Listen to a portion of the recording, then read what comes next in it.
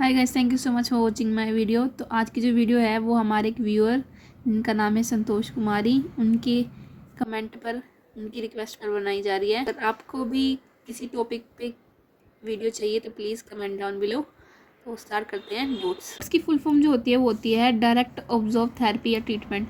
Direct observe therapy short term dots, ठीक है। तो जो डोट्स है वो एक ऐसा ट्रीटमेंट है जो कि पेरिफेरल हेल्थ स्टाफ के द्वारा दिया जाता है, जो कि मल्टीपर्पज़ हेल्थ वर्कर्स होते हैं, जैसे कि आंगनवाड़ी वर्कर, दाई, ex patient, social worker, MPW या टीचर्स, ठीक है। तो ऐसे वॉलंटरीली वर्कर्स को दिया जाता है डोट्स देने का काम, जो कि टीचर्स हो, आंगनवाड़ी वर्कर्स हो या मल्टीपर्पज़ हेल्थ वर्कर हो, ठीक है, मल्टीपर्पज़ वर्कर, ठीक है, और एक्स पेशेंट हो, सोशल वर्कर हो, ठीक है। इन्हें हम डायरेक्ट ऑब्जर्वर का नाम देते हैं। एजेंट, इनको हम डोट्स एजेंट्स के नाम से जानते हैं। एंड और इनको एक पेशेंट के कंप्लीशन या एक पेशेंट के ट्रीटमेंट की कंप्लीशन पर पैसे दिए जाते हैं, पेमेंट दी जाती है या इन प्रोत्साहन राशि दी जाती है 150 रुपये पर पेशेंट, ठीक है। 150 रुपीज़ पर पेशेंट, 150 रुपीज़ पर पेशेंट, ठीक है। तो इसके बेनिफिट्स क्या हैं डोट्स के, एक बार ये देख लेते हैं। It is a supervised treatment, patient take the full medication, no chance of omitting the dose. ये एक सुपरवाइज्ड ट्रीटमेंट है, ठीक है, और इसके अंदर पेशेंट जो है वो फुल मेडिकेशंस लेता है, ठीक है, और इसके अंदर ओमिटिंग का कोई चांस नहीं होता। मतलब ओमिटिंग का मतलब होता है छोड़ देना, ठीक है, तो डोज को छोड़ना नहीं होता इसके अंदर। साथ ही इसके अंदर कम्युनिटी बेस्ड ट्रीटमेंट दिया जाता है, और जो पेशेंट को कम्युनिटी बेस्ड केयर भी मिलती है और कम्युनिटी बेस्ड सपोर्ट भी मिलता है। ये इसका बेनिफिट है डोट्स का। थर्ड बेनिफिट है हाई क्योर रेट होता है इसके अंदर, क्योंकि एप्रोप्रिएट मेडिकल ट्रीटमेंट दिया जाता है पेशेंट को, सुपरविज़न दी जाती है, मोटिवेशन दिया जाता है। मोटिवेशन, ट्रीटमेंट और सुपरविज़न जो कि अप्रोप्रिएट दी जाती है पेशेंट को, जिसके कारण जो उसका पेशेंट का क्योर रेट है वो हाई ही रहता है, ठीक है। और ये मोटिवेशन, सुपरविज़न और ट्रीटमेंट जो है वो हेल्थ केयर वर्कर्स के द्वारा प्रोवाइड किया जाता है। इसके बाद है monitoring of disease status by the health care services. Health care services के दौरान पेशेंट की जो डिसीज़ है उसकी कंडीशन को भी मॉनिटर किया जाता है। तो जो डोट्स थेरेपी है इसके अंदर फर्स्ट लाइन ड्रग्स होती है और सेकंड लाइन ड्रग्स होती हैं। तो फर्स्ट लाइन ड्रग्स जो होती हैं उसके अंदर 5 ड्रग्स आती हैं, जिसको हम RIPES राइप्स के नाम से याद कर सकते हैं और इंस्पायर के नाम से याद कर सकते हैं।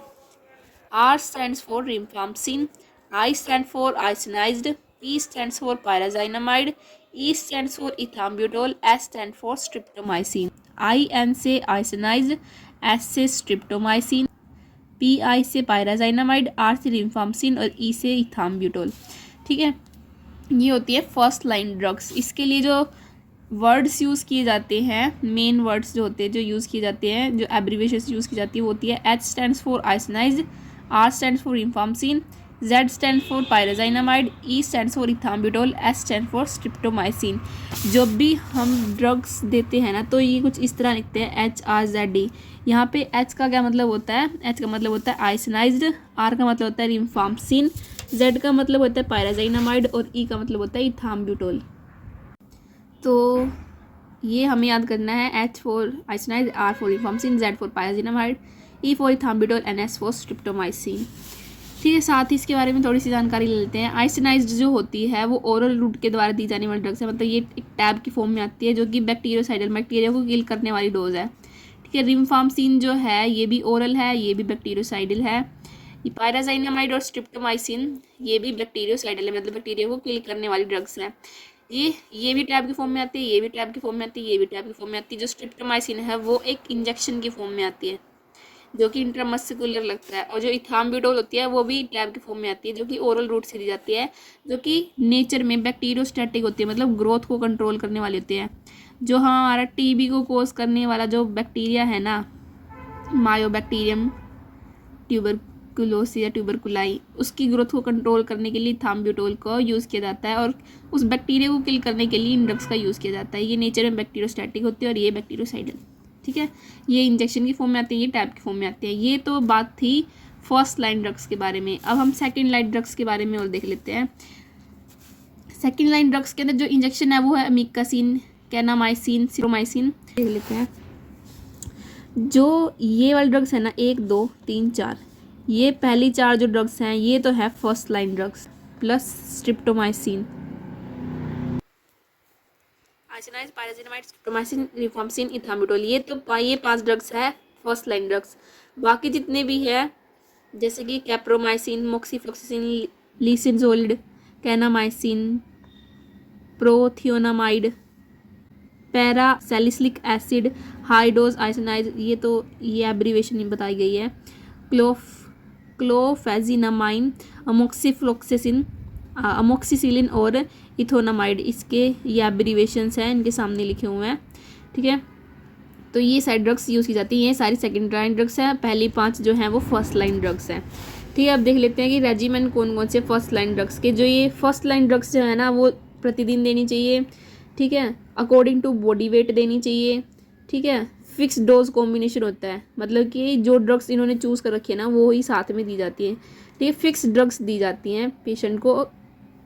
इंटेंसिव फेज जो है उसका एक्सटेंशन की कोई ज़रूरत नहीं होती, लेकिन अगर कंटिन्यूशन का फेज चल रहा है तो उसको एक्सटेंड किया जा सकता है। ठीक है, कि पेशेंट की जो कंडीशन है वो कैसी है, उसको किस प्रकार का टीबी है, उसको सेंट्रल नर्वस सिस्टम का टीबी है, स्केलेटन टीबी है या डाइसेमिनेटेड टीबी है। ठीक है, जो भी जैसे भी फिजिशियन का जो डिसीजन होगा उसके अकॉर्डिंग ही कंटिन्यूस फेज को एक्सटेंड किया जा सकता है। ठीक है, उसके बाद है no separate regiment for retreatment cases. No separate regiment for retreatment, अगर किसी का रीट्रीटमेंट केसेस हो रहा है ना तो उसके लिए कोई अलग से नियम नहीं बनाए गए हैं। टीबी की पेशेंट 3 भागों में विभाजित किया जाता था। पहले कैटेगरी थी लाल, दूसरी थी ब्लू, तीसरी थी ग्रीन। पहली ये जो रेड कैटेगरी थी उसके अंदर कौन कौन से लोग आते थे, जिनको एक्स्ट्रा पल्मोनरी मतलब कि लंग्स ऑर्गन को छोड़ के दूसरी टीबी होती थी, मतलब अदर ऑर्गन की टीबी होती थी और वो सीरियसली इल होते थे, उनको रेड की कैटेगरी के अंदर डाला जाता था। जिनका स्पूटम स्मीयर जो है वो नेगेटिव आया हो बट वो सीरियसली इल हो, और जिनका स्पूटम स्मीयर जो है वो पॉजिटिव आया करता था उनको रेड कैटेगरी रखा जाता था। ठीक है, सेकंड जो ब्लू की कैटेगरी थी वो उनके लिए थी जो पेशेंट जो है वो जो स्किप कर देते हैं मेडिसिन। ठीक है, जो अपना कोर्स जो है कंप्लीट नहीं कर पाते या किसी वजह से छोड़ देते हैं। ठीक है, या फिर जिनका कोर्स कंप्लीट होने के बाद उन्हें दोबारा से टीबी हो जाती है। ठीक है, थर्ड जो कैटेगरी थी वो थी ग्रीन की कैटेगरी, जिसके अंदर एक्स्ट्रा पल्मोनरी मतलब दूसरे ऑर्गन का टीबी तो है लेकिन वो सीरियसली इल नहीं है, जिनका स्पूटम स्मीयर नेगेटिव आया है लेकिन वो सीरियसली इल नहीं है। तो ये थे ग्रीन कैटेगरी वाले पेशेंट। फिलहाल जो टीबी की ड्रग्स है ना वो वेट के अकॉर्डिंग दी जाती हैं। तो वेट की जो कैटेगरी है वो कुछ इस तरह है: 25 से 39 kg, 40 से 54 kg, 55 से 69 kg और मोर देन 70 kg। ठीक है, और उसके बाद ये जो इंटेंसिव फेज थी ना ये थी 2 मंथ के लिए और ये वाली थी 4 मंथ के लिए। ये जो पहले हमने जो पढ़ी ये पहली ऐसी डिवीज़न हुआ करती थी, लेकिन फ़िलहाल क्या चल रहा है, फ़िलहाल वेट के अकॉर्डिंग दी जाती है। 2 मंथ के लिए इंटेंसिव फेज और 4 मंथ के लिए कंटिन्यूएशन फेज। ये जो डोज है इनका फिक्स्ड कॉम्बिनेशन होगी, जैसे कि HRZE मतलब आइसोनाइज, रिफाम्पिसिन, पायराजिनामाइड और इथाम्बुटोल का फिक्स्ड कॉम्बिनेशन हो चुका है टैबलेट्स का। ठीक है, और इस कंटिन्यूस फेज के अंदर आइसोनाइज, रिफाम्पिसिन और इथाम्बुटोल। ठीक है, इसके अंदर जो आइसोनाइज होगी वो 75 mg की, रिफाम्पिसिन 150 mg की, पायराजिनामाइड 400 mg की, इथाम्बुटोल 275 mg की टैबलेट। ठीक है, यहाँ पे के अंदर पायराजिनामाइड नहीं है कंटिन्यूस फेज के अंदर। ठीक है, इसके अंदर है आइसोनाइज 75 mg की, रिफाम्पिसिन 150 mg की, इथाम्बुटोल 275 mg की। ठीक है, और अगर किसी पर्सन का एडल्ट का वेट है 25 से 39 kg तो उसको 2 टैब पर डे। कौन कौन सी टैब? ये चारों टैब आइसोनाइज्ड, रिफाम्पिसिन, पायराजिनामाइड, इथाम्बुटोल जो कि इतनी mg की होगी उनको 2 टैब पर डे देनी है। ठीक है, और कॉन्टीन्यूस फेज के अंदर 2 टैब पर डे और ये 3 ड्रग्स आइसोनाइज्ड, रिफाम्पिसिन, इथाम्बुटोल। अगर किसी का वेट है 40 से 54 kg तो 3 टैब पर डे। ठीक है, इंटेंसिव इनिशियल फेज के अंदर 3, कंटिन्यूस फेज के अंदर 3, 55 से 69 kg का 4 टैबलेट, इंटेंसिव फेज के अंदर 4 टैबलेट, कंटिन्यूस फेज के अंदर 4 टैबलेट्स, और किसी का वेट 70 किलो से ज़्यादा है तो उसके लिए 5 टैबलेट। ठीक है। अब इसके बाद है कि अगर बेबी के अंदर है, मतलब जो पीडियाट्रिक केसेस हैं अगर, ठीक है, तो अगर किसी बेबी का वेट 4 से 7 kg है तो इसके अंदर देख लेते हैं, ये भी 2 मंथ के लिए था, ये था 4 मंथ के लिए। ठीक है, 2 मंथ के लिए, 4 मंथ के लिए, इंटेंसिव फेज 2 मंथ का, कंटिन्यूस फेज जो है वो 4 मंथ का। ठीक है, इसके अंदर क्या था, आइसोनाइज्ड रिम्फाम्सिन पायराजेनामाइड। ठीक है, इनकी ऐसे टैबलेट थी, जो आइसोनाइज्ड थी वो 50 mg की थी, रिम्फाम्सिन थी वो 75 mg की, और पायराजेनामाइड 150 mg की। यहाँ पे एडल्ट्स के लिए जो है हाई डोज की ड्रग्स है और बेबी के लिए कम डोज की ड्रग्स है। ठीक है, और इसके लिए इथाम्बिटोल 100 mg। कंटिन्यूस फेज के अंदर कौन कौन सी ड्रग दी जाएगी, आइसोनाइज्ड 50 mg की, रिम्फाम्सिन 75 mg की, इथाम्बिटोल 100 mg की। ठीक है, अगर वेट है 4 से 7 kg तो 1 टैबलेट पर डे, इन तीनों का कॉम्बिनेशन। ठीक है, साथ ही 1 टैबलेट इथाम्बिटोल की 100 mg की। कंटिन्यूस फेज के अंदर 1 टैबलेट आइसोनाइज्ड और रिम्फाम्सिन की, और इथाम्बिटोल की 1 टैबलेट। ठीक है, जैसे जैसे वेट बढ़ेगा वैसे वैसे टैबलेट भी बढ़ती जाएंगी। 8 से 11 kg का है तो 2 टैबलेट्स, 12 से 15 kg है तो 3 टैबलेट्स, 16 से 24 वेट है तो 4 टैबलेट्स, और अगर 25 से 29 kg का वेट है ना तो 3 तो ये टैबलेट हो ही गई, आइसोनाइज्ड रिम्फाम्सिन और पायराजेनामाइड। ठीक है, साथ ही 1 एडल्ट की टैबलेट। ठीक है, एडल्ट की टैबलेट भी देनी है, साथ ही पीडियाट्रिक वाले की भी टैबलेट देनी है। एक लो डोज की टैबलेट है, एक हाई डोज की टैबलेट है। ठीक है, तो A+ का यहाँ पे मतलब है एडल्ट्स की, मतलब 1 टैबलेट एडल्ट्स की ऐड कर देनी है। ठीक है, यहाँ पे सभी साथ 1 टैबलेट एडल्ट्स की जुड़ जाएंगी, और जैसे जैसे वेट बढ़ेगा, क्योंकि यहाँ पे भी 25 से 39 कैटेगरी है और यहाँ पे भी 25 से 29 की कैटेगरी है, तो 25 से वेट ज़्यादा हो गया ना तो उनके लिए एडल्ट्स की 1 डोज बढ़ा देंगे। ठीक है, उसके बाद है 30 से 39 कैटेगरी के लिए 3 टैबलेट्स पीडियाट्रिक वाली और 2 टैबलेट्स एडल्ट्स वाली। ठीक है, तो ये था पीडियाट्रिक के लिए और ये था एडल्ट्स के लिए। और अब देख लेते हैं कि अगर किसी पेशेंट को MDR हो, मल्टी ड्रग रेजिस्टेंस TB हो, या फिर RRTB हो, मतलब रिम्फाम्सिन रेजिस्टेंस हो। एक बार हम जान लेते हैं कि रेजिस्टेंस वर्ड क्या होता है। एक वर्ड होता है रेजिस्टेंस। रेजिस्टेंस का मतलब होता है कि कोई भी अगर मेडिसिन है, हम वो लंबे फेज से खा रहे हैं। अगर मान लो कोई पेशेंट है वो डिक्लो की मेडिसिन खा रहा है, तो वो कम से कम 1 साल से, अगर पेशेंट को कहीं भी दर्द होता है वो डिक्लो खा रहा है, तो एक टाइम ऐसा आ जाएगा कि उस पेशेंट के ऊपर डिक्लो का असर होना बंद हो जाएगा। ठीक है, मतलब जो भी ड्रग्स जो है, जो भी दवाई जो है, वो अगर लंबे समय से ले रहा है तो पेशेंट के अंदर उसका असर होना ख़त्म हो जाएगा। इसको हम रेजिस्टेंस कहते हैं।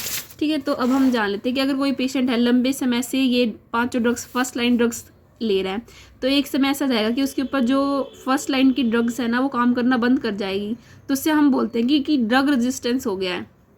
किसी पेशेंट के ऊपर जो आइसोनाइज्ड जो है फर्स्ट लाइन ड्रग्स जो है, रिम्फाम्सिन को छोड़ के बाकी चार जो ड्रग्स हैं, आइसोनाइज्ड होगी, पायराजेनामाइड होगी, या फिर इथाम्बिटोल होगी, स्ट्रिप्टोमाइसिन होगी, अगर ये काम करना बंद कर दिए तो उसे हम बोलेंगे कि मल्टी ड्रग रेजिस्टेंस है। और अगर रिम्फाम्सिन काम करना बंद करेंगे तो उसे हम बोलेंगे रिम्फाम्सिन रेजिस्टेंस TB है।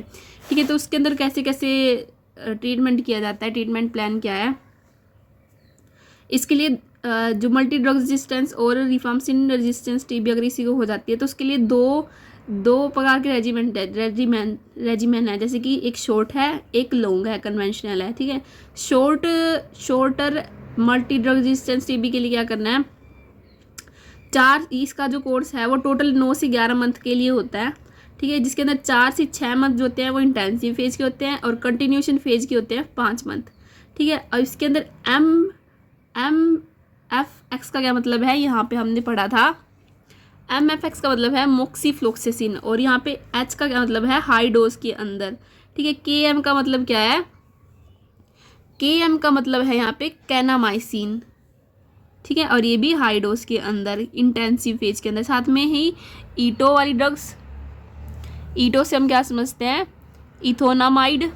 ठीक है, साथ ही CFZ, CFZ मीन्स क्लोफेजिमाइन, ठीक है। और Z मीन्स पायराजाइनामाइड, H4 आइसोनाइज्ड, E4 इथाम्ब्यूटोल, ठीक है। CF और कंटिन्यूस फेज के अंदर CFZ means clofazimine, Z stands for pyrazinamide, साथ ही इथाम्ब्यूटोलर। और 5 मंथ का कोर्स है ये। MFX मीन्स मोक्सीफ्लोक्सिसिन हाई डोज के अंदर। ये 9 से 11 मंथ का शॉर्ट कोर्स है जो जिन पेशेंट को मल्टी ड्रग रेजिस्टेंस हो चुका है, ठीक है। और लॉन्गर फेज के अंदर क्या होगा, ये 24 से 27 मंथ के लिए चलेगी, 2 साल के लिए भी चल सकती है।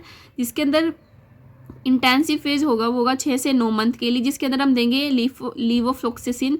LFX stands for levofloxacin, KM stands for kanamycin.